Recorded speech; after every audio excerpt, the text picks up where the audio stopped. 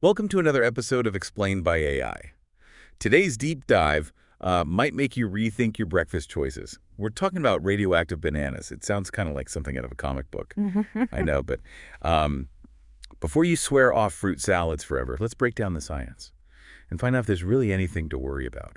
The secret to those slightly radioactive bananas lies in potassium-40. It's a naturally occurring isotope. Now, potassium is essential for our bodies, but a tiny fraction of the potassium we encounter exists in this radioactive form. And bananas aren't the only ones with this hidden talent.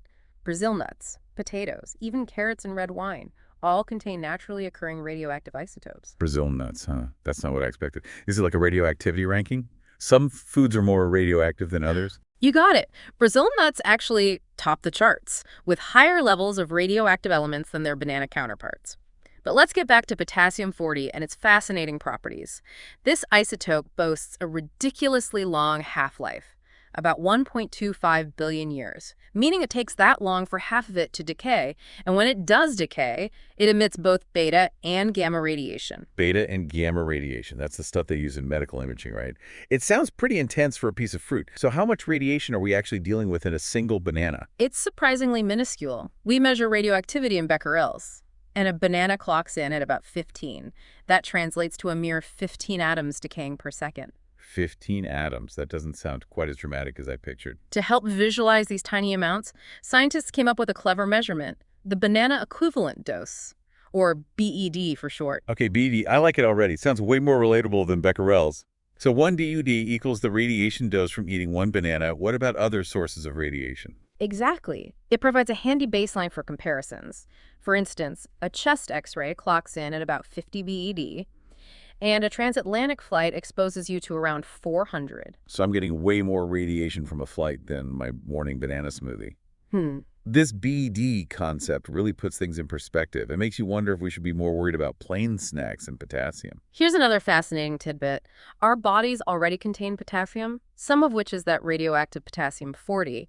We maintain a natural balance, so that banana you had for breakfast isn't going to throw things off kilter. Okay, so no glowing in the dark after my fruit salad. That's a relief. Not at all. Eating bananas is perfectly safe, and the radiation levels are negligible compared to other everyday exposures. This is reassuring. I'm starting to get a little concerned about my potassium intake. And here's a fun fact to impress your friends. Large quantities of bananas can actually trigger radiation detectors at ports and borders, all thanks to that harmless potassium-40. No way. Yeah. So my healthy snack could cause a security alert. This is blowing my mind.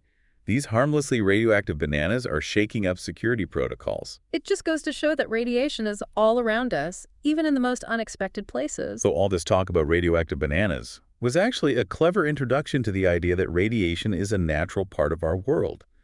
It's fascinating how something that initially sounded alarming turned out to be a gateway to understanding a complex scientific phenomenon. Exactly. And it highlights the importance of not jumping to conclusions when encountering scientific terms or concepts. A little digging can reveal a much richer and often less scary reality. I feel like I've learned so much already. It's amazing how a simple banana can spark such a deep dive into the world of radiation and potassium. It makes you appreciate the intricate science happening all around us, even in our fruit bowls. Absolutely. And it's a reminder that the world is full of fascinating mysteries waiting to be uncovered, often hidden in plain sight. Well, I'm definitely hooked. I can't wait to dive deeper into this world of natural radiation and see what other surprises are out there. And speaking of fascinating topics, do you have any topic that you would like to have explained? Drop it in the comments. It seems we've only scratched the surface of this radioactive tale. I'm ready to dig deeper. We've been tossing around the word radiation, but what exactly is it? Radiation is essentially energy traveling in waves or particles. It's a ubiquitous presence, emanating from natural sources like the sun and soil, and even from man-made sources like medical equipment. So it's not this inherently evil force we often imagine. Not at all. There's a spectrum of radiation types, some with higher energy levels than others, making them potentially harmful. The radiation emitted by potassium-40 decay in our bananas falls into the low energy category. That's good to know. I was starting to picture myself glowing in the dark. No need for that. Our bodies have evolved alongside these natural sources, developing mechanisms to handle low levels of radiation. It's mind-boggling to realize our bodies are constantly interacting with radiation without us even realizing it. We've adapted to this background radiation, becoming resilient to its subtle presence. This deep dive is really challenging my preconceptions about radiation. It's incredible how a seemingly simple topic like a banana can unlock such a profound understanding of a complex scientific phenomenon. It's a testament to the power of curiosity and the interconnectedness of knowledge. Even everyday objects like a banana can become portals to a deeper understanding of the world. Speaking of everyday objects, I recall you mentioned that bananas can trigger radiation detectors.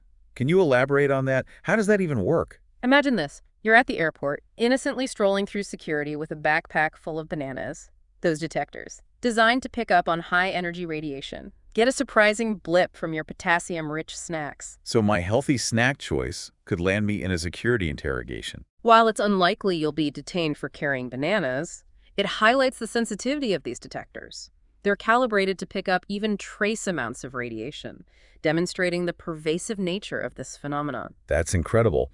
It makes you wonder what other seemingly harmless items might trigger those detectors. It sparks curiosity, doesn't it? It makes you question the hidden world of radiation that surrounds us. This entire deep dive has been a revelation, turning my fear of radioactive bananas into a fascination with the science behind them. It's a prime example of how a little knowledge can dispel myths and replace apprehension with understanding. And it emphasizes the importance of questioning assumptions and seeking evidence-based explanations. Exactly.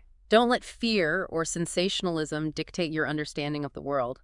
Embrace curiosity and delve into the fascinating realities that science reveals. I'm definitely feeling more empowered to explore these scientific concepts without letting fear take over.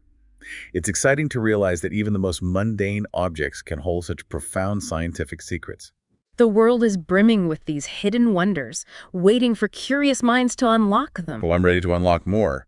What other fascinating facets of radiation are out there waiting to be explored? It's like a microscopic game of hide and seek, but with radiation detectors instead of flashlights. This sounds like a cutting-edge approach to environmental monitoring. It allows us to understand how pollutants spread, identify sources of contamination, and develop strategies for remediation. Beyond pollution monitoring, radiation is also used to study the movement of water and air, right? Absolutely.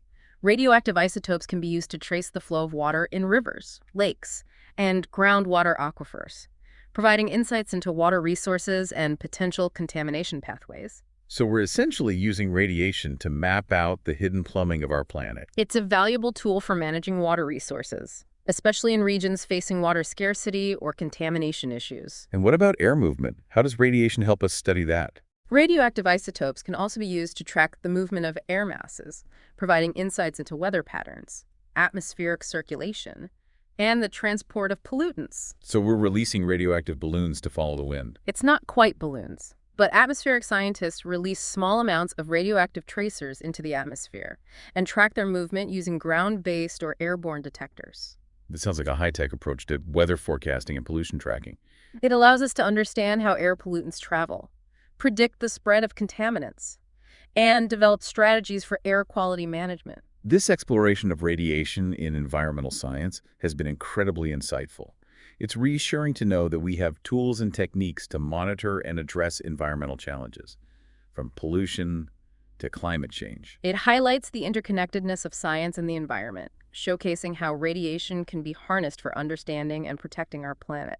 Well, I'm feeling empowered to learn more about environmental science and the role of radiation in safeguarding our future. What other fascinating applications of radiation are out there waiting to be explored? Let's shift gears and venture into the realm of radiation in food preservation, a technique that uses controlled doses of radiation to extend the shelf life of food and enhance food safety. Radiation in food preservation. It sounds like something out of a science fiction movie, where food is bombarded with gamma rays to make it last forever. It's not quite science fiction, but food irradiation is a safe and effective method approved by regulatory agencies worldwide for reducing food spoilage, eliminating harmful bacteria, and extending the shelf life of various food products. So we're essentially giving our food a radiation bath to make it safer and last longer. It's a controlled and targeted process that doesn't make the food radioactive itself. That's reassuring. How does food irradiation work? What types of radiation are used? Food irradiation typically uses gamma rays, X-rays, or electron beams to kill bacteria, insects, and parasites in food products. So we're zapping our food with radiation to eliminate harmful organisms. It's a highly effective method for reducing the risk of foodborne illnesses and preventing food spoilage. What types of food are commonly irradiated? Food irradiation is approved for a wide range of food products, including fruits, vegetables, meats, poultry, spices, and even packaged meals. So we could potentially have irradiated strawberries that stay fresh for weeks. It's a possibility. Food irradiation can significantly extend the shelf life of perishable foods, reducing food waste and making fresh produce available for longer periods. This sounds like a game changer for food safety and sustainability. It's a valuable tool for ensuring a safe and abundant food supply, especially in regions facing food security challenges. This exploration of radiation in food preservation has been eye-opening. It's fascinating to see how science is being used to enhance food safety, reduce food waste, and improve access to nutritious food. It's a testament to human ingenuity and our ongoing quest to improve our lives and protect our planet. Well, I'm feeling inspired to learn more about food science and the innovative ways we're using radiation to enhance our food system. It's amazing how these harmlessly radioactive bananas sparked such an engaging journey through the world of radiation. From its basic properties in historical context to its wide range of applications and safety measures. It's a testament to the power of curiosity and the importance of delving deeper into scientific concepts. Who knew that something as simple as a banana could unlock such a profound understanding of a complex scientific phenomenon? It just goes to show that science is everywhere, even in the most unexpected places, and that a little bit of knowledge can go a long way in dispelling myths and replacing apprehension with understanding. It's clear that radiation isn't the scary boogeyman we often perceive it to be. It's a powerful force that can be harnessed for good in countless ways, from medical breakthroughs and technological advancements to environmental protection and food safety. And speaking of fascinating topics, do you have any topic that you would like to have explained? Drop it in the comments.